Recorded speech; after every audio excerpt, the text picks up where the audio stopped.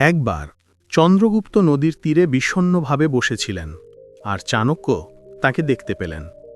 চাণক্য তার কাছে গিয়ে বললেন, কি ব্যাপার চন্দ্রগুপ্ত, তুমি এত দুঃখী এবং হারিয়ে গেছো? তোমার অনুশীলনের কি হয়েছে? চন্দ্রগুপ্ত উত্তর দিলেন, গুরুদেব, আমার সব সময় কাজ করতে ইচ্ছে করে না। যতই চেষ্টা করা হোক না কেন, সব সময় কাজ করা যায় না। কখনো কখনো লক্ষ্য থাকা সত্ত্বেও আমরা দিকহীন বোধ করি। আমাদের কাজ করার শক্তির অভাব হয়। কেন এমন হয়? চাণক্য হেসে বললেন, চন্দ্রগুপ্ত, যদি তোমার মনে এমন চিন্তা ভাবনা থাকে, তাহলে বুঝতে হবে তোমার লক্ষ্য দুর্বল। তোমাকে তা শক্তিশালী করতে হবে। চাণক্য বললেন, তুমি যদি সফল হতে চাও চন্দ্রগুপ্ত, কখনো অলস বসে থেকো না। চন্দ্রগুপ্ত তখন বললেন, গুরুদেব, এটা কিভাবে হতে পারে? কারোরই কখনো অলস বসে থাকা উচিত নয়। এটা কেমন জিনিস? চাণক্য বললেন, এটি সাফল্যের চাবিকাঠি, এবং যদি সবাই এর অর্থ বুঝতে পারে, তাহলে তাদের সফল হতে বেশি সময় লাগবে না। চন্দ্রগুপ্ত তখন জিজ্ঞাসা করলেন, কখনো অলস বসে না থাকার অর্থ কি? তাহলে গুরুদেব? চাণক্য বললেন, চন্দ্রগুপ্ত, আজ আমি তোমাকে যা বলতে যাচ্ছি তা তোমার সারা জীবন কাজে লাগবে। তাই মনোযোগ দিয়ে শুনো, কারণ আজ আমি 7টি অমূল্য সাফল্যের নীতি শেয়ার করব। যারা জীবনে সফল হতে চান, তাদের সবসময় এই নীতিগুলি মনে রাখা উচিত। এগুলো তাদের ভাগ্য পরিবর্তন করতে পারে। আমি এই নীতিগুলি এক এক করে শেয়ার করব। হ্যালো বন্ধুরা, ডে ইন্সপায়ার্ড ইউটিউব চ্যানেলে স্বাগত। যদি তুমিও চাণক্য নীতি পছন্দ করো, তাহলে মন্তব্যে চাণক্য নীতি লিখো, আমরা বুঝতে পারব।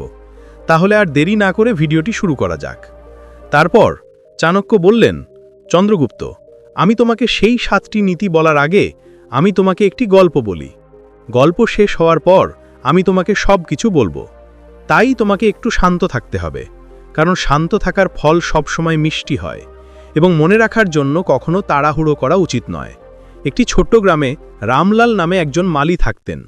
রামলালের একটি বড় পরিবার ছিল, একজন স্ত্রী, 4 সন্তান এবং বৃদ্ধ বাবা মা।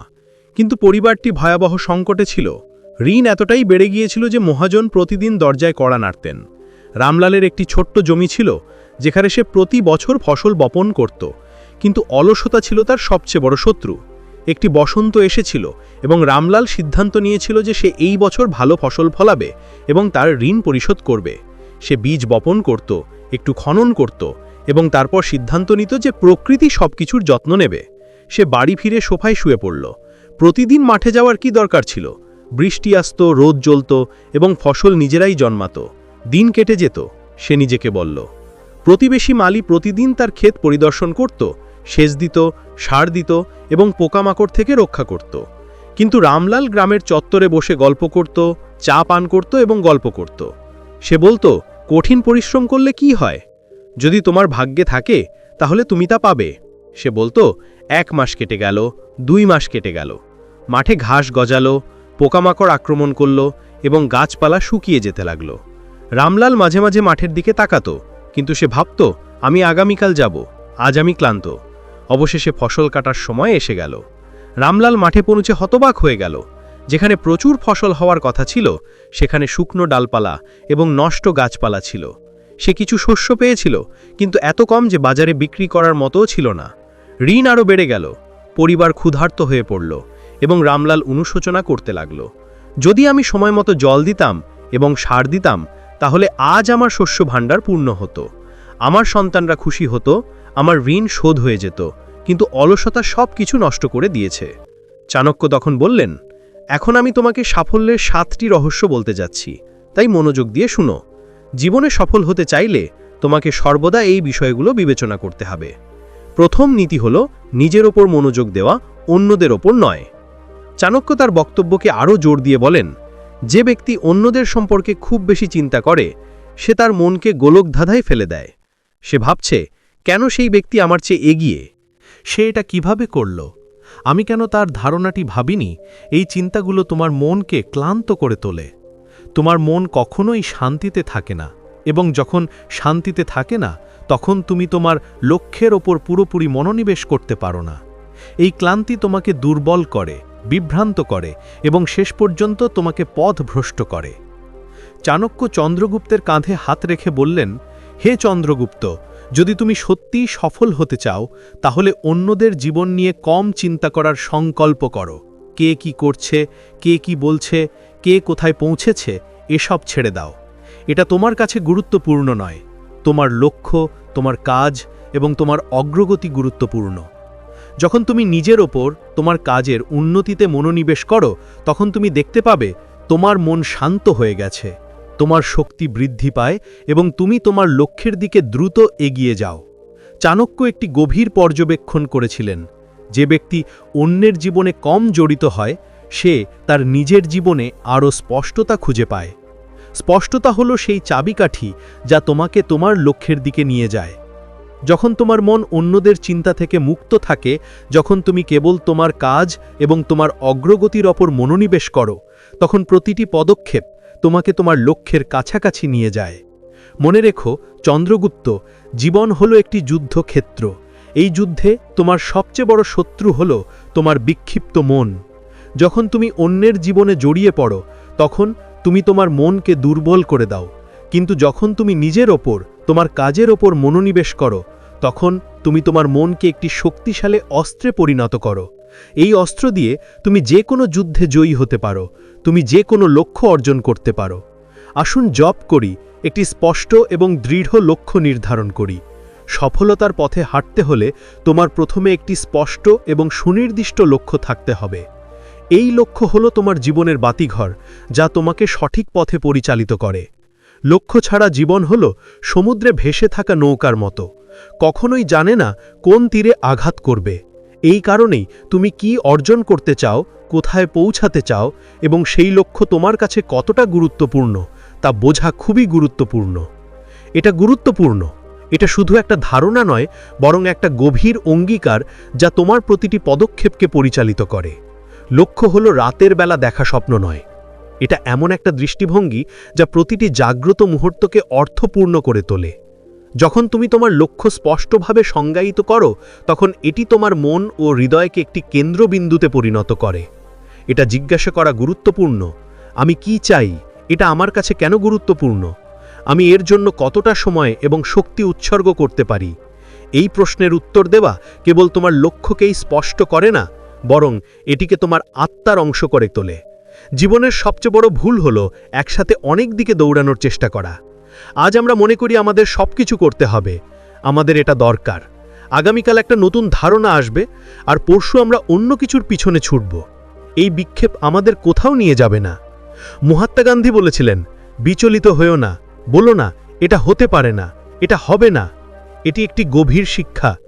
যখন তুমি কোনো লক্ষ্য বেছে নিবে, তখন সেটাকে তোমার লক্ষ্য করে নাও। এটাকে অগ্রাধিকার দিন। হয়তো এটা আমার জন্য নয়, অথবা আমার অন্য কিছু করা উচিত, এই ভাবনার মাঝে নিজেকে আটকে রাখবেন না। এই বিক্ষেপ প্রায়শই আমাদের নিজেদের মন দ্বারা সৃষ্ট হয়। আমরা আমাদের মনে অসংখ্য প্রশ্ন তৈরি করি। আমি কি এটা করতে পারবো? এটাই কি সঠিক পথ? আমি কি এতে ব্যর্থ হব? এই প্রশ্নগুলো স্বাভাবিক, কিন্তু তোমার কি এগুলোকে তোমার ওপর কর্তৃত্ব করতে দেওয়া উচিত নয়? লক্ষ্য বেছে নেওয়ার পর তোমাকে তোমার মনকে শান্ত করতে হবে। মহাত্মাজি যেমন বলেছিলেন, বিভ্রান্ত হয়েও না, অনেক প্রশ্ন তৈরি করো না, লক্ষ্য স্থির করো এবং তার ওপর অটল থাকো। এই সংকল্প তোমাকে সফলতার দিকে নিয়ে যাবে। মন্ত্র ৩, নিজের ওপর বিশ্বাস রাখো এবং সাহসের সাথে লড়াই করো। নিজের ওপর বিশ্বাস রাখো। চন্দ্রগুপ্ত, চাণক্য গভীর কণ্ঠে বললেন, ব্যর্থতা আসবেই, কিন্তু তা থেকে ভয় পেও না, তা থেকে শিক্ষা নাও। চাণক্য বলেছিলেন, প্রতিটি সমস্যাই একজন শিক্ষক। আত্মবিশ্বাস রাখো, দৃঢ় থাকো, সাহস হারাও না। এই বাক্যটি চন্দ্রগুপ্তের জীবন মন্ত্র হয়ে ওঠে। চন্দ্রগুপ্ত নন্দ রাজবংশের বিরুদ্ধে প্রথম বিদ্রোহ শুরু করেন, কিন্তু তারা পরাজিত হন। তাদের ছোট সেনাবাহিনী ছত্রভঙ্গ হয়ে যায়, কিন্তু চাণক্য হাল ছাড়তে রাজি হননি। তিনি চন্দ্রগুপ্তকে ব্যাখ্যা করেন যে এই পরাজয় তাদের দুর্বলতা প্রকাশ করে দিয়েছে। তিনি একটি নতুন কৌশল তৈরি করেন, স্থানীয় উপজাতিদের একত্রিত করেন এবং শেষ পর্যন্ত নন্দ রাজবংশের পতন ঘটান, মৌর্য সাম্রাজ্যের ভিত্তি স্থাপন করেন। চাণক্য চন্দ্রগুপ্তকে শিখিয়েছিলেন যে আত্মবিশ্বাস ছাড়া অধ্যবসায় অসম্পূর্ণ। অধ্যবসায় হল সেই আগুন যা কঠিন সময়েও জ্বলতে থাকে। চন্দ্রগুপ্ত অনেকবার প্রত্যক্ষ করেছিলেন যখন সব কিছু অসম্ভব বলে মনে হয়েছিল। আলেকজান্ডারের সেনাবাহিনী যখন ভারতের সীমান্তে ছিল তখন অনেকেই হতাশ হয়ে পড়েছিল, কিন্তু চাণক্য চন্দ্রগুপ্তকে মনে করিয়ে দিয়েছিলেন যে একজন যোদ্ধা হলেন তিনি নন যিনি কেবল জয়ী হন, বরং যিনি শেষ পর্যন্ত লড়াই করেন। চতুর্থ মন্ত্র, কখনো শেখা বন্ধ করবেন না। প্রতিদিন নতুন কিছু শিখুন, বই থেকে, মানুষের কাছ থেকে, নিজের ভুল থেকে। জীবন একটি অন্তহীন যাত্রা এবং সাফল্যের সবচেয়ে বড় রহস্য হল ক্রমাগত শেখা। যেদিন আমরা শেখা বন্ধ করি সেদিন আমাদের বিকাশ থেমে যায়। এই মন্ত্রটি আমাদের মনে করিয়ে দেয় যে প্রতিটি সকাল একটি নতুন সুযোগ, একটি নতুন শুরু, নতুন কিছু শেখার এবং নিজেদের উন্নতি করার। বইয়ের পাতা থেকে, অন্যদের অভিজ্ঞতা থেকে অথবা আমাদের নিজেদের ভুল থেকে শেখার প্রক্রিয়াটি কেবল আমাদের জ্ঞানই দেয় না, বরং জীবনের চ্যালেঞ্জগুলির মুখোমুখি হওয়ার জন্য আমাদের ক্ষমতাও দেয়। আসুন এই মন্ত্রটির আরও গভীরে যাই এবং আবিষ্কার করি যে কিভাবে প্রতিদিন নতুন কিছু শেখা আমাদের সাফল্যের আরও উচ্চতায় নিয়ে যেতে পারে। প্রতিদিন নতুন কিছু শিখুন। এই মন্ত্রটি আমাদের বইয়ের শক্তির কথা মনে করিয়ে দেয়। বই কেবল জ্ঞানের ভাণ্ডার নয়, বরং এটি আমাদের এমন মানুষের অভিজ্ঞতা, চিন্তাভাবনা এবং দৃষ্টিভঙ্গিও প্রদান করে যাদের সাথে আমরা কখনো দেখা করতে পারি না। আত্মজীবনী, বিজ্ঞান, দর্শন অথবা উপন্যাস যাই হোক না কেন, প্রতিটি বই আমাদের কিছু না কিছু শেখায়। মানুষের উপর এই বিভাগটি আমাদের মনে করিয়ে দেয় যে প্রতিটি মানুষ একটা চলমান বিশ্ববিদ্যালয়। প্রত্যেকেরই কিছু না কিছু আছে যা আমরা শিখতে পারি। তোমার সহকর্মীর সময় ব্যবস্থাপনার দক্ষতা, তোমার বন্ধুর ইতিবাচক চিন্তাভাবনা অথবা অপরিচিত কারো কাছ থেকে পাওয়া ছোট গল্প, প্রতিটি কথোপকথনেই শেখার সুযোগ থাকে।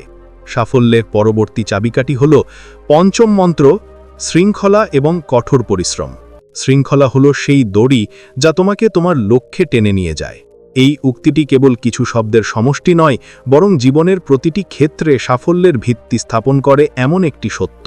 শৃঙ্খলা হলো সেই কাঠামো যা তোমার স্বপ্নকে বাস্তবে রূপান্তরিত করার পথ প্রশস্ত করে। এটি এমন একটি শক্তি যা তোমাকে বিভ্রান্তি থেকে রক্ষা করে, তোমাকে ঘুরে বেড়ানো থেকে বিরত রাখে এবং তোমার লক্ষ্যের দিকে অবিচলভাবে এগিয়ে যেতে অনুপ্রাণিত করে। সকালে সময়মতো ঘুম থেকে ওঠো, কিছু ব্যায়াম করো। এই পরামর্শটি সহজ মনে হলেও এর প্রভাব গভীর। ভোরে ঘুম থেকে ওঠা কেবল সময় সাশ্রয় করে না, বরং দিনের জন্য তোমার মন ও শরীরকেও প্রস্তুত করে। এই সময়টাতে তুমি তোমার চিন্তা ভাবনাগুলিকে সংগঠিত করতে পারো, তোমার লক্ষ্যগুলি মনে রাখতে পারো এবং ইতিবাচক শক্তি দিয়ে দিন শুরু করতে পারো। কঠোর পরিশ্রমের কোনো শর্টকাট নেই। ঘাম ঝরাও এবং সাফল্য আসবেই। এই উক্তিটি তাদের স্বপ্ন অর্জন করতে চাও এমন যে কারো জন্য অনুপ্রেরণা। সাফল্যের জন্য আপনাকে যে মূল্য দিতে হবে তা হলো কঠোর পরিশ্রম। এটি এমন একটি প্রক্রিয়া যার মাধ্যমে আপনি আপনার দক্ষতা বৃদ্ধি করেন, আপনার দুর্বলতাগুলি কাটিয়ে ওঠেন এবং নিরলসভাবে আপনার লক্ষ্যের দিকে এগিয়ে যান। কঠোর পরিশ্রম কেবল শারীরিক পরিশ্রমের বিষয় নয়, এর মধ্যে মানসিক, আবেগিক এবং বৌদ্ধিক প্রচেষ্টাও অন্তর্ভুক্ত। একজন লেখক যিনি তার গল্পকে পারফেক্ট করার জন্য দিনরাত পরিশ্রম করেন। সাফল্যের পরবর্তী চাবিকাঠি হল কখনো অলস বসে না থাকা। এই মন্ত্রটি আমাদের আরও শেখায় যে শেখা কখনো থামানো উচিত নয়। জীবন একটি অবিরাম শেখার প্রক্রিয়া এবং প্রতিটি অবসর মুহূর্ত এই প্রক্রিয়াটিকে সমৃদ্ধ করতে পারে। আপনি কোডিং, রান্না বা জনসমক্ষে কথা বলার মতো নতুন দক্ষতা শিখুন অথবা আপনার বিদ্যমান দক্ষতা উন্নত করুন। এটি আপনার আত্মবিশ্বাস এবং সম্ভাবনা বৃদ্ধি করে। এটি একটি গভীর সত্য যে মানুষ কখনো সত্যিকার অর্থে অলস থাকে না, আমাদের মন সর্বদা ব্যস্ত। এই সত্য মেনে নেওয়াটা প্রয়োজন যে আমরা অবসর সময়কে কিভাবে ব্যবহার করছি, সেই মুহূর্তে কিভাবে শিখছি এবং কিভাবে নিজেদের বিকাশ ঘটাচ্ছি তা মূল্যায়ন করার জন্য এই একটি গুরুত্বপূর্ণ ধাপ। মন সর্বদা চিন্তা করে, আমরা ঘুমিয়েও স্বপ্ন দেখি। তাহলে প্রশ্ন হলো, যদি আমাদের মন সর্বদা সক্রিয় থাকে তাহলে আমরা কিভাবে সেই কার্যকলাপ নিয়ন্ত্রণ করতে পারি? কেন এটাকে ইতিবাচক দিকে ঘুরিয়ে আনবেন না? অবসর সময়ে অপ্রয়োজনীয় বিষয় নিয়ে ভাবার পরিবর্তে তোমার স্বপ্ন, লক্ষ্য এবং তোমার সুখ নিয়ে ভাবো। উদাহরণস্বরূপ, যখন তুমি হাঁটতে বেরো, তোমার চারপাশের প্রকৃতির দিকে তাকাও, গাছ, গাছপালা, আকাশ এবং পাখিদের দিকে তাকাও। তাদের সাথে মানসিক সংলাপ করো, তোমার ভবিষ্যতের জন্য পরিকল্পনা করো। তোমার কল্পনায় তোমার স্বপ্নকে বাস্তবে রূপ দাও। এই সব কিছুই তোমার মনকে ইতিবাচক শক্তিতে ভরে দেবে। যদি আমাদের মন অলস থাকে তাহলে তা নেতিবাচক চিন্তার দিকে ঘুরে বেড়াতে শুরু করে।